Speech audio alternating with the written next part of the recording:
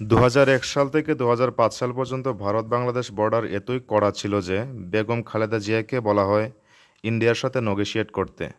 ওনার reply, কিন্তু আমার বাবর পাগলাকে বোঝাবে কে? তারেক রহমান ২০০৩ সালের একটা ইন্টারভিউতে বলেছিল যে বাংলাদেশের আয়তন আরও বাড়বে। মাওলানা ভাসানী বলেছিলেন, আসাম আমার, পশ্চিমবঙ্গ আমার, ত্রিপুরাও আমার। এগুলো ভারতের কবল থেকে ফিরে না পাওয়া পর্যন্ত বাংলাদেশের স্বাধীনতা ও মানচিত্র পূর্ণতা পাবে না। ছবিতে যাকে দেখতে পাচ্ছেন ইনি হলেন তৎকালীন স্বরাষ্ট্র প্রতিমন্ত্রী লুৎফুর রহমান বাবর।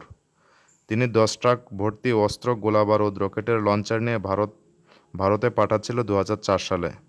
তখন তারা নিজেদের দেশে গৃহযুদ্ধ শুরু করে মূল ভারত থেকে আলাদা হতে চাচ্ছিল এই ৭ অঙ্গরাজ্য, যেমন মিজোরাম, আসাম, মেঘালয়, সিকিম, ত্রিপুরা, বিহার ও উড়িষ্যা।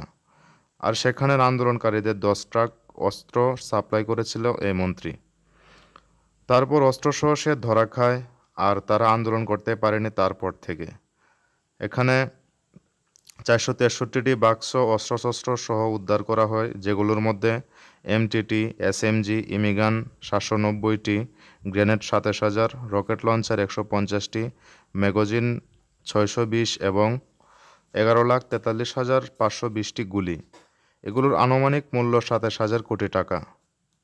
এই নাদান বান্দার উই আর লুকিং ফর শত্রুজ ডায়লগটা ভুলব না কোনো দিন।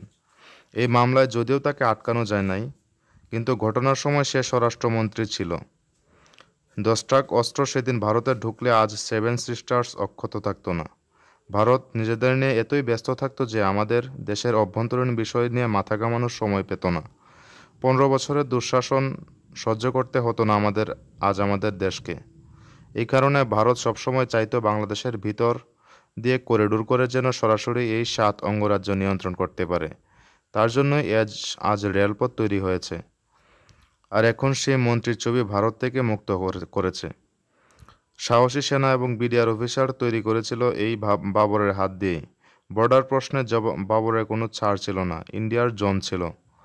তখন একটা গুলির জবাবে ২টা গুলির জবাব দিত বাংলাদেশ। তার পরবর্তীতে ইন্ডিয়া আর কখনোই বিএনপিকে ক্ষমতায় আসতে দেয়নি।